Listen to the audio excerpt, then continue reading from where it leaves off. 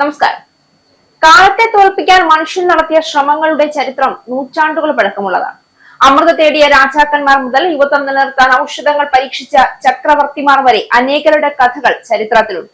എന്നാൽ ഇന്നത്തെ ലോകത്ത് ആ സ്വപ്നം തേടുന്നത് ഒരു ശാസ്ത്രജ്ഞനോ കോടീശ്വരനോ മാത്രമല്ല, ലോക രാഷ്ട്രീയത്തിലെ ഏറ്റവും ശക്തരായ നേതാക്കളിൽ ഒരാളാണ്.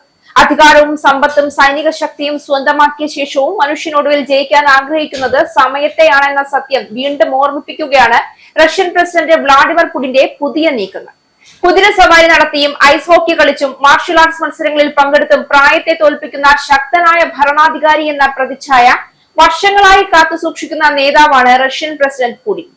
എന്നാൽ ഈ കായികക്ഷമതയെ പ്രകടനങ്ങൾക്ക് പിന്നിൽ പ്രായത്തെ തളച്ചിടാനും യൗവനം നിലനിർത്താനുമുള്ള പുടിന്റെ അതീവ രഹസ്യമായ വ്യക്തിപരമായ താല്പര്യങ്ങൾ ഉണ്ട് എന്ന് ദി വാൾ സ്ട്രീറ്റ് ജേണലിന്റെ പുതിയ റിപ്പോർട്ടുകളാണ് സൂചിപ്പിക്കുന്നത്. ന്യൂ ഹെൽത്ത് പ്രിസർവേഷൻ ടെക്നോളജീസ് എന്ന പേരിൽ $26 ബില്യൺ, അതായത് ഏകദേശം 2.15 ലക്ഷം കോടി രൂപ വിലയുള്ള വമ്പൻ പദ്ധതിയാണ് ക്രെംലിൻ പിന്തുണയോടെ റഷ്യയിൽ നടപ്പാക്കുന്നത് എന്നതാണ് റിപ്പോർട്ട്. ജീൻ തെറാപ്പി, അവയവങ്ങൾ 3D പ്രിന്റ് ചെയ്യൽ, ജനിതകമാറ്റം വരുത്തിയ പന്നികളിൽ മനുഷ്യാവയവങ്ങൾ വളർത്തിയെടുക്കൽ, അതിശീത ക്രിയോതെറാപ്പി തുടങ്ങിയ അത്യാധുനിക ആന്റി ഏജിംഗ് ശാസ്ത്ര പരീക്ഷണങ്ങളാണ് ഇതിലൂടെ റഷ്യ ലക്ഷ്യമിടുന്നത്. പുടിൻ തന്റെ അധികാരം ശാശ്വതമായി നിലനിർത്താനുള്ള അമരത്വത്തിന്റെ വഴികളാണ് തേടുന്നതെന്ന ചർച്ചകളും ആരോപണങ്ങളും സോഷ്യൽ മീഡിയ ഫോറങ്ങളിൽ സജീവമാണ്. ദി വാൾ സ്ട്രീറ്റ് ജേണൽ പുറത്തുവിട്ട റിപ്പോർട്ട് പ്രകാരം കഴിഞ്ഞ വർഷം ബീജിംഗിൽ നടന്ന സൈനിക പരേഡിനിടയിൽ ചൈനീസ് പ്രസിഡന്റ് ഷീ ജിൻപിങ്ങുമായി പുടിൻ നടത്തിയ അതീവ രഹസ്യമായ സംഭാഷണം അവിചാരിതമായി മൈക്കിലൂടെ ചോർന്നിരുന്നു. മനുഷ്യന്റെ ആന്തരികാവയവങ്ങൾ കൃത്രിമമായി മാറ്റിവെക്കുന്നതിലൂടെ മരണത്തെ പോലും മറികടക്കാനുള്ള സാധ്യതകളെ കുറിച്ചാണ് ഇരുവരും സംസാരിച്ചത്. പ്രായത്തിൽ സമാനരായ രണ്ട് രാജ്യാന്തര നേതാക്കൾ അധികാരം നിലനിർത്തുന്നതിനായി ദീർഘായുസ് തേടുന്നതിന്റെ സൂചനയായിരുന്നു അത്. ഇതിനു പിന്നാലെ കോശങ്ങളുടെ വാർദ്ധക്യം തടയുന്ന പുതിയ ജീൻ തെറാപ്പി മരുന്ന് റഷ്യൻ ശാസ്ത്രജ്ഞർ വികസിപ്പിക്കുന്നതായി റഷ്യൻ ശാസ്ത്ര സഹമന്ത്രി പ്രഖ്യാപിക്കുകയും ചെയ്തു. വിപണിയിൽ വരാനിരിക്കുന്ന ഏറ്റവും പ്രതീക്ഷ നൽകുന്ന ആന്റി ഏജിംഗ് മരുന്നാണിതെന്നാണ് റഷ്യ അവകാശപ്പെടുന്നത്. ഈ പദ്ധതിയുടെ മറ്റൊരു പ്രധാന ലക്ഷ്യം ലബോറട്ടറികളിൽ ട്രാൻസ്പ്ലാന്റിന് തയ്യാറായ മനുഷ്യാവയവങ്ങൾ സൃഷ്ടിക്കുക എന്നതാണ്.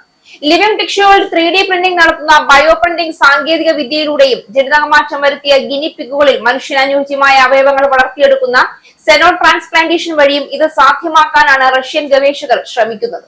മനുഷ്യന്റെ തരുണാസ്ഥി കോശങ്ങളും എലിയുടെ തൈറോയ്ഡ് ഗ്രന്ഥിയും വിജയകരമായി ബയോപ്രിന്റ് ചെയ്തതായും 2030 പൂർണ്ണമായ മനുഷ്യാവയവങ്ങൾ മാറ്റിവെക്കൽ സാധ്യമാകുമെന്നും റഷ്യൻ ഏജൻസികൾ അവകാശപ്പെടുന്നുണ്ട്. പുടിന്റെ മകൾ മരിയ വോറോൺസോവയും പ്രശസ്ത ഭൗതിക ശാസ്ത്രജ്ഞൻ മിഖായൽ കോവൽചുകുമാണ് ഈ പദ്ധതികളുടെ അമരത്തുള്ളത്. മനുഷ്യനെ നിരന്തരം റിപ്പയർ ചെയ്ത് ഉപയോഗിക്കാൻ ശാസ്ത്രത്തിന് കഴിയുമെന്നാണ് കോവൽചുകിന്റെ വാദം. എന്നാൽ ഈ കഥയുടെ ഏറ്റവും കൗതുകകരമായ ഭാഗം മറ്റൊന്നാണ്. ലോകത്തെ ഏറ്റവും വലിയ രാജ്യങ്ങളിൽ ഒന്നിന്റെ നേതാവ് തന്റെ രാജ്യത്തിന്റെ ഭാവി മാത്രമല്ല സ്വന്തം കാലത്തെയും വെല്ലുവിളിക്കാൻ ശ്രമിക്കുകയാണെന്നതാണ്. വാർദ്ധക്യം പ്രകൃതിയുടെ നിയമമാണ്. എന്നാൽ മനുഷ്യന്റെ സ്വപ്നങ്ങൾ പലപ്പോഴും പ്രകൃതിയുടെ അതിരുകൾക്കപ്പുറത്തേക്കാണ് സഞ്ചരിക്കുന്നത്. അതുകൊണ്ട് തന്നെ പുടിന്റെ ഈ പദ്ധതി ഒരു ശാസ്ത്രീയ ഗവേഷണം മാത്രമല്ല, മരണത്തെ പോലും ചോദ്യം ചെയ്യാൻ മനുഷ്യൻ നടത്തുന്ന നിത്യസമരത്തിന്റെ പുതിയ അധ്യായം കൂടിയാണ്. മനുഷ്യൻ ശരിക്കും വാർദ്ധക്യത്തെ തോൽപ്പിക്കുമോ, അതോ അനശ്വരത എന്ന സ്വപ്നം ചരിത്രത്തിലെ മറ്റൊരു മനോഹര മിഥ്യയായി മാത്രം അവശേഷിക്കുമോ?